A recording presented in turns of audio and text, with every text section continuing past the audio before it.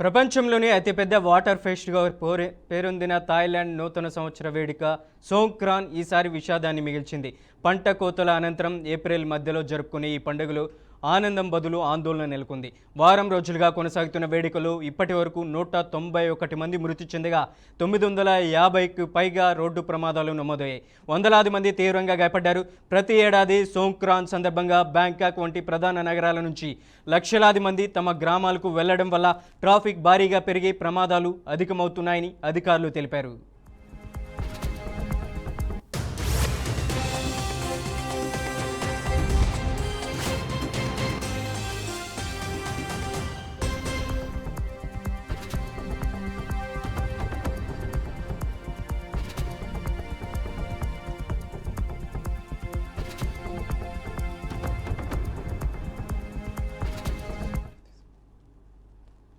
ప్రపంచంలోనే అతిపెద్ద వాటర్ ఫెస్ట్గా పేరొందిన థాయిలాండ్ నూతన సంవత్సర వేడుక సోంక్రాన్ ఈసారి విషాదాన్ని మిగిల్చింది. పంట కోతల అనంతరం ఏప్రిల్ మధ్యలో జరుపుకునే ఈ పండుగలో ఆనందం బదులు ఆందోళన నెలకొంది. వారం రోజులుగా కొనసాగుతున్న ఈ వేడుకలో ఇప్పటి వరకు 191 మంది మృతి చెందగా 951కి పైగా రోడ్డు ప్రమాదాలు నమోదయ్యాయి. వందలాది మంది తీవ్రంగా గాయపడ్డారు. ప్రతి ఏడాది సోంక్రాన్ సందర్భంగా బ్యాంకాక్ వంటి ప్రధాన నగరాల నుంచి లక్షలాది మంది తమ గ్రామాలకు వెళ్లడం వల్ల ట్రాఫిక్ భారీగా పెరిగి ప్రమాదాలు అధికమవుతున్నాయని అధికారులు తెలిపారు. రంగారెడ్డి జిల్లా ఇబ్రహీంపట్నంలోని బీఆర్ఎస్ కార్యాలయం వద్ద హైటెన్షన్ వాతావరణం కనిపిస్తుంది. మాజీ ఎమ్మెల్యే మంచిరెడ్డి కిషన్ రెడ్డి మేడిపల్లి వెళ్లనున్న నేపథ్యంలో పోలీసులు అప్రమత్తమయ్యారు. అయితే బీఆర్ఎస్ కార్యాలయానికి కార్యకర్తలు పెద్ద ఎత్తున చేరుకుంటున్నారు. ఉద్రిక్తతల నేపథ్యంలో శాంతి భద్రతల దృష్ట్యా భారీగా పోలీసులు మోహరించారు. దీంతో మంచిరెడ్డి కిషన్ రెడ్డిని మేడిపల్లి వెళ్లకుండా పోలీసులు అడ్డుకున్నారు. ఇబ్రహీంపట్నం సీఐ పరిస్థితిని సమీక్షిస్తున్నారు. తెలంగాణ రాష్ట్ర డీజీపీగా శివధర్ రెడ్డి నియామకాన్ని సవాల్ చేస్తూ దాఖలైన పిటిషన్పై రాష్ట్ర హైకోర్టు మధ్యంతర ఉత్తర్వులు జారీ చేయడానికి నిరాకరించింది. రాష్ట్రంలో పూర్తి స్థాయి డీజీపీ నియామక ప్రక్రియ ఇప్పటికే కొనసాగుతుందని ప్రభుత్వం కోర్టుకు తెలియజేసింది. ఇక శివధర్ రెడ్డి నియామకం సుప్రీంకోర్టు మార్గదర్శకాలకు విరుద్ధమని, దానిని రద్దు చేసి తక్షణమే పూర్తి స్థాయి డీజీపీని నియమించాలంటూ ధనగోపాలరావు హైకోర్టులో పిటిషన్ దాఖలు చేశారు.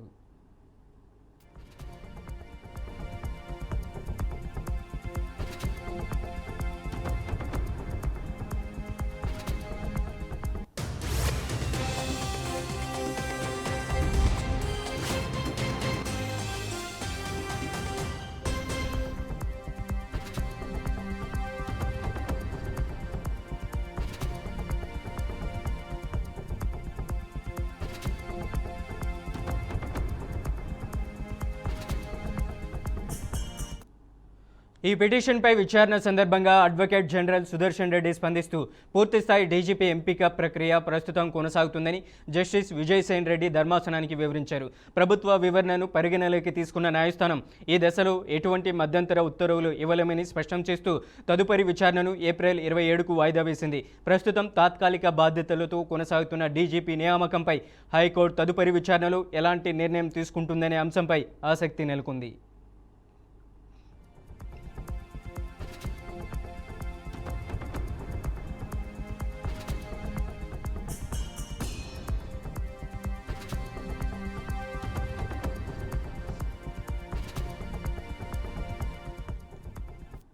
తెలంగాణ రాష్ట్ర డీజీపీగా శివధర్ రెడ్డి నియామకాన్ని సవాల్ చేస్తూ దాఖలైన పిటిషన్పై రాష్ట్ర హైకోర్టు మధ్యంతర ఉత్తర్వులు జారీ చేయడానికి నిరాకరించింది.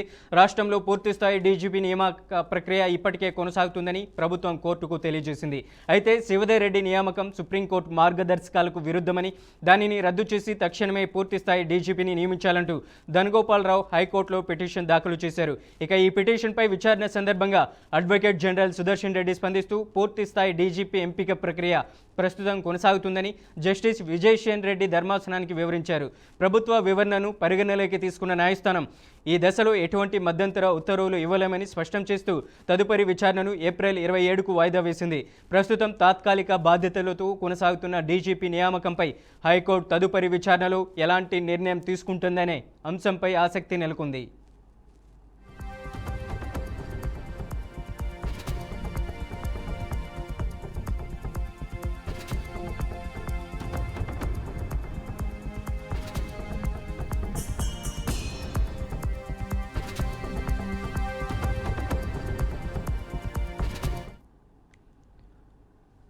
దేశ రాజధాని ఢిల్లీలో ఒక ఆసక్తికర రాజకీయ పరిణామం చోటు చేసుకుంది. తెలంగాణ సీఎం రేవంత్ రెడ్డిని తెలుగుదేశం పార్టీకి చెందిన ఎమ్మెల్యే పరిటాల సునీత సహా పలువురు మహిళా ఎంపీలు ఎమ్మెల్యేలు మర్యాదపూర్వకంగా కలిశారు. మహిళా రిజర్వేషన్లు, నియోజకవర్గాల పునర్విభజన వంటి అంశాలపై చర్చించేందుకు ఏప్రిల్ 16 నుంచి 18 వరకు జరుగుతున్న ప్రత్యేక పార్లమెంట్ సమావేశాల కోసం వివిధ పార్టీల నేతలు ఢిల్లీకి వెళ్లారు. పార్లమెంట్ ప్రాంగణంలో రేవంత్ రెడ్డితో టీడీపీ మహిళా ఎమ్మెల్యే భేటీ అయ్యారు.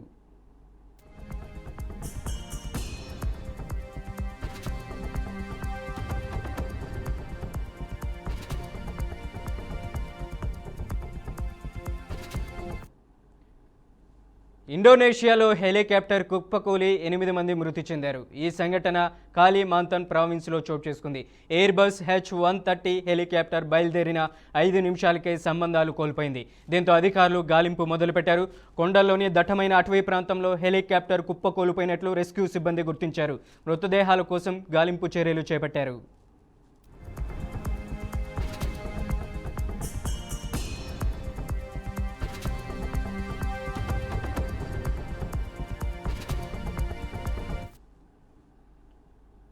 అల్లూరు జిల్లా కోనవరం మండలంలోని ముంపు గ్రామాల ప్రజలతో స్థానిక పోలీస్ స్టేషన్ గ్రౌండ్లో అవగాహన సదస్సు నిర్వహించారు. ఈ కార్యక్రమంలో పోలవరం ప్రాజెక్టు నిర్వాసితులకు న్యాయం చేసేందుకు సిద్ధంగా ఉన్నామని జిల్లా కలెక్టర్ దినేష్ కుమార్ వెల్లడించారు. మొదటి విడత గ్రామాల్లో అవార్డు ఎంక్వైరీ పూర్తి చేసిన పీడీఎఫ్లకు R&R ప్యాకేజీ చెల్లిస్తామని, నిర్వాసితులకు పునరావాసం, పరిహారం చట్టం ప్రకారం అమలు చేయడం జరుగుతుందని అన్నారు. అండ్ మోర్ ఇంపార్టెంట్లీ ఎక్కడైతే ఈ కాలనీస్ వెళ్ళిపోతా ఉన్నారో ఆ కాలనీస్ అన్నింటిలో కూడా కావాల్సినటువంటి మౌలిక సదుపాయాలన్నింటినీ కూడా సమకూర్చిన తర్వాత మాత్రమే ప్రాజెక్ట్ కంప్లీట్ చేయాలనే ఉద్దేశంతో ఒక స్పెషల్ ఫోకస్ ఇవ్వాలనే ఎంత ఇంపార్టెన్స్ మనకి హైయెస్ట్ లెవెల్లో గౌరవ ముఖ్యమంత్రి గారు ఇస్తున్నారనేది. సో వెరీ రీసెంట్ గా నేను జిల్లా కలెక్టర్ గా ఛార్జ్ కూడా తీసుకుని కూడా అడ్రస్ చేసే విధంగానే మేమందరం కూడా పనిచేస్తామని చెప్పి, మీ అందరి కోసమే అధికారులు అందరూ కూడా ఇక్కడ ఉన్నారు. మీ యొక్క సమస్యలన్నీ కూడా తీర్చడం కోసం మేము అందరం కూడా ఉన్నామని చెప్పి మీకు తెలియజేస్తా ఉన్నాను. ఎందుకంటే రీహాబిలిటేషన్ అనేది అంత ఈజీ కాదు. సో మనము ప్రాసెస్ చేస్తాం. సో ఇది ఈ బ్యాక్గ్రౌండ్ లో ఒకవేళ మీ వైపు నుంచి ఎవరైనా మాట్లాడదలుచుకున్నా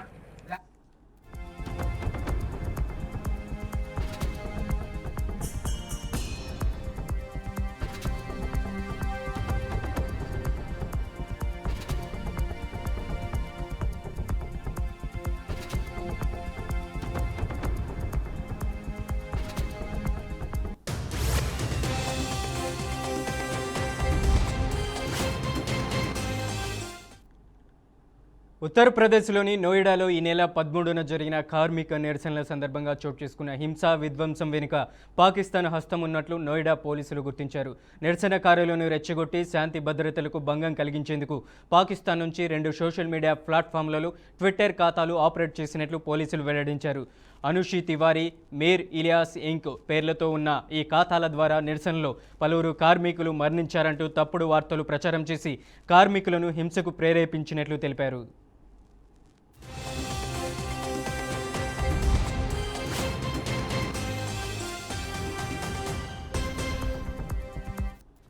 ఇక విచారణలో ఈ ఖాతాలు పాకిస్తాన్ నుంచి VPN సహాయంతో నిర్వహిస్తున్నట్లు సాంకేతిక ఆధారాలతో పోలీసులు ధృవీకరించారు.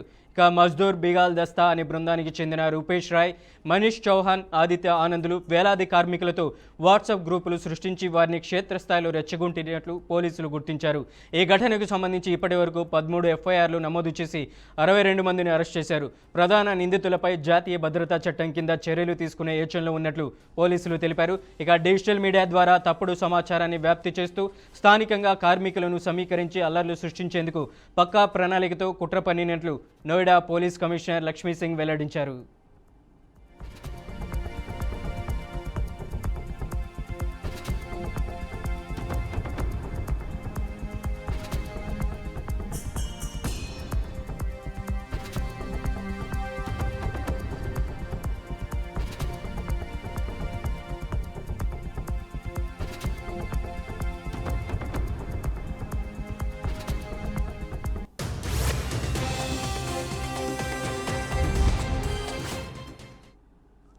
హైదరాబాద్లోని ప్రముఖ పర్యాటక కేంద్రం కుతుబ్ షాహీ టూబ్స్ నిర్వహణలో కీలక మార్పులు చోటు చేసుకునే అవకాశం కనిపిస్తుంది.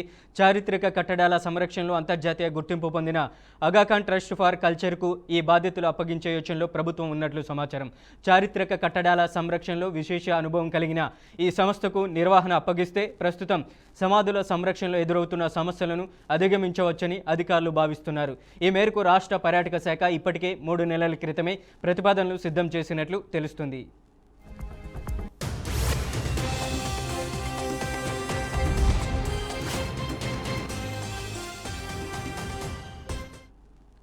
ఈ నిర్ణయం అమల్లోకి వస్తే కుతుబ్ షాహీ టూమ్స్ పర్యవేక్షణ బాధ్యతల నుంచి పర్యాటక శాఖ పూర్తిగా తప్పుకోనుంది. అయితే పర్యాటక కేంద్రాలను ప్రైవేట్ సంస్థలకు అప్పగించడం వల్ల వాటి ద్వారా వచ్చే ఆదాయం ప్రభుత్వం కోల్పోయే అవకాశం ఉందని నిపుణులు అభిప్రాయపడుతున్నారు. ఇక న్యూ టూరిజం పాలసీ 2025-30లో భాగంగా పర్యాటక కేంద్రాలకు ప్రత్యేక బడ్జెట్ కేటాయించి పర్యాటకులను ఆకర్షించే విధంగా ప్రచారం కార్యక్రమాలు చేపడితే మరింత ప్రయోజనం ఉంటుందని చరిత్రకారులు సూచిస్తున్నారు. అయితే ప్రస్తుత పరిణామాలు చూస్తే ఆ దిశగా చర్యలు కనిపించడం లేదని అంటున్నారు. ప్రభుత్వం తీసుకునే తుది నిర్ణయంతో కుతుబ్ షాహీ టూమ్స్ నిర్వహణ మొత్తం అగాఖాన్ ట్రస్ట్ ఫర్ కల్చర్ చేతుల్లోకి వెళ్లే అవకాశం ఉంది.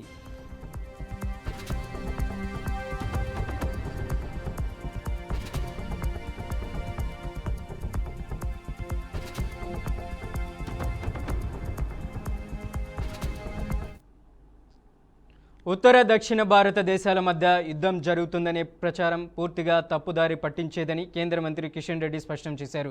డీలిమిటేషన్ ప్రక్రియలో ఏ ఒక్క రాష్ట్రానికి అన్యాయం జరగకుండా చర్యలు తీసుకుంటున్నామని కిషన్ రెడ్డి తెలిపారు. ఇక దక్షిణాది రాష్ట్రాల సెంటిమెంటును పరిగణలోకి తీసుకుని సీట్ల సంఖ్యను 50% పెంచే దిశగా నిర్ణయం తీసుకున్నామని వెల్లడించారు. ఇక మహిళా రిజర్వేషన్ అమల్లోకి వస్తే కొత్త నాయకత్వం ముందుకు వస్తుందనే భయంతోనే కాంగ్రెస్ వ్యతిరేకిస్తుందని కిషన్ రెడ్డి ఆరోపించారు. తమ రాజకీయ స్థానం దెబ్బతింటుందని భావించి కాంగ్రెస్ బీఆర్ఎస్ పార్టీలు డ్రామాలు చేస్తున్నాయని కేంద్ర మంత్రి విమర్శించారు. చర్చ, డిమాండులు, ఒత్తిడులు, ప్రతిపాదనలు, తీర్మానాలను దృష్టిలో పెట్టుకొని గత అనేక రోజులుగా అనేక రాజకీయ పార్టీలతో, విద్యావంతులతో, మేధావులతో చర్చలు జరిపి మరి నిన్న పార్లమెంటులో ప్రతిపాదించినటువంటి మహిళా రిజర్వేషన్ బిల్లుకు సవరణ కానీ, కొత్తగా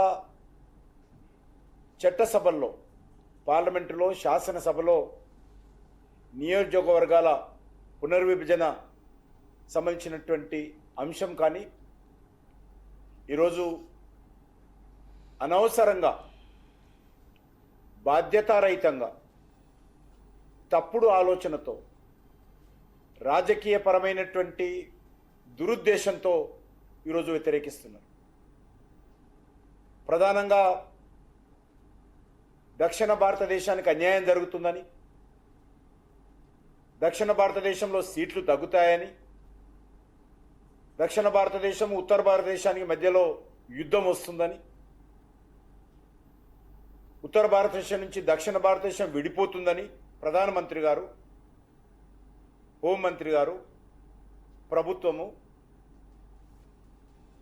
ఏ రాష్ట్రానికి తక్కువ కానీ ఎక్కువ కానీ జరగకుండా గతంలో కాంగ్రెస్ పార్టీ ప్రభుత్వం అధికారంలో ఉన్నప్పుడు ఏ రకమైనటువంటి పునర్విభజన జరిగి ఈరోజు పార్లమెంట్ సీట్లున్నాయో దాంట్లో ఏ ఒక్క % కూడా తగ్గకుండా ఏ రాష్ట్రానికి, అన్ని రాష్ట్రాలకు సమన్యాయం చేసే విధంగా జరుగుతున్నటువంటి మహిళా రిజర్వేషన్ బిల్లుకు వైసీపీ ఇప్పటికే మద్దతు ప్రకటించిందని మాజీ మంత్రి విడుదల రజని తెలిపారు. ఈరోజు దేశ చరిత్రలో గొప్ప రోజుగా నిలిచిపోతుందన్నారు. దశాబ్దాలుగా మహిళలు ఎదురు చూస్తున్న రిజర్వేషన్ కళ ఇప్పుడు నెరవేరబోతుందని పేర్కొన్నారు. మహిళా రిజర్వేషన్ బిల్లుతో దేశ భవిష్యత్తులో కీలక మార్పులు చోటు చేసుకుంటున్నాయని ఆమె విశ్వాసం వ్యక్తం చేశారు. ఇక మహిళా శక్తితో భారతదేశాన్ని ప్రపంచంలోనే నెంబర్ 1గా తీర్చిదిద్దాలని పిలుపునిచ్చారు. మహిళల అభివృద్ధి కోసం కృషి చేసిన నాయకుల్లో వైఎస్ జగన్మోహన్ రెడ్డి ఒకరని మాజీ మంత్రి విడుదల రజని ప్రశంసించారు. ఇంతకాలానికి నిజం కాబోతుందంటే నాకు చాలా సంతోషంగా ఉంది.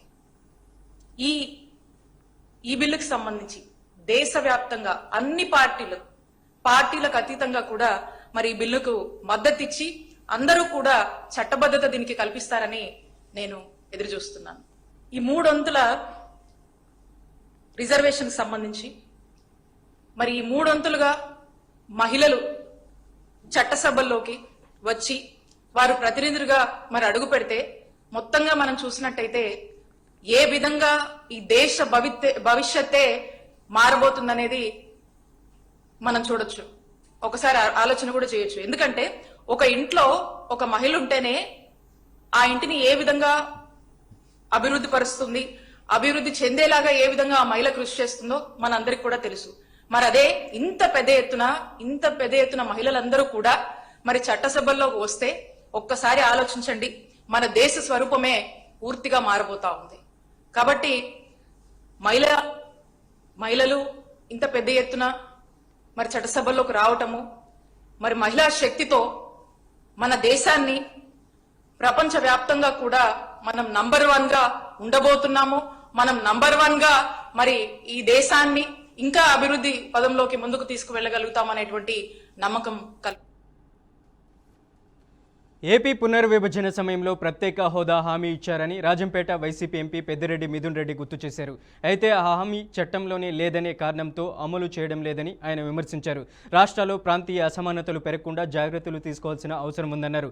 డీలిమిటేషన్ ప్రక్రియను ప్రతిపక్షాలను అనగదొక్కే సాధనంగా మార్చకూడదని హెచ్చరించారు. ఇక దేశ సమగ్రాభివృద్ధిని దృష్టిలో పెట్టుకుని డీలిమిటేషన్ ప్రక్రియ కొనసాగాలని పెద్దిరెడ్డి మిథున్ రెడ్డి అభిప్రాయపడ్డారు. మహిళా రిజర్వేషన్ బిల్లును తమ పార్టీ స్వాగతిస్తున్నట్లు ఎంపీ మిథున్ రెడ్డి తెలిపారు. Regarding women reservation, our party and our leader has always advocated empowering of women. So we welcome the women reservation bill in any form, any time. Madam, I would like to recall as a Chief Minister what Mr. Y.S. Jagannath Reddy did in our state. He gave 50% reservation for women in all the local bodies. He gave 50% reservation for women in all the nominated works. He also gave maximum importance for women in all the social welfare schemes. He proposed, all the 32 lakh outside patas what we have given in the state were registered in the name of women, and all the social welfare schemes were given through the women. Madam, we demand strict and stringent laws for safeguarding the protection, safeguarding the women's security also. Madam, one of the Teludesam MP spoke yesterday regarding protection for women in the state. So I will also add upon this. Recently, Madam, 4 MLAs were caught audio taped in Andhra Pradesh harassing women on the, they made video calls and harassed women. 4 MLAs were caught. This is not just one vague allegation. If you just type harassment by Andhra Pradesh ruling MLAs on women, you will get all the videos, but I have to pass a advisory also. Open it at your own risk. These are ఇవి bulletin విశేషాలు. మరిన్ని news updates కోసం చూస్తూనే ఉండండి BRK news.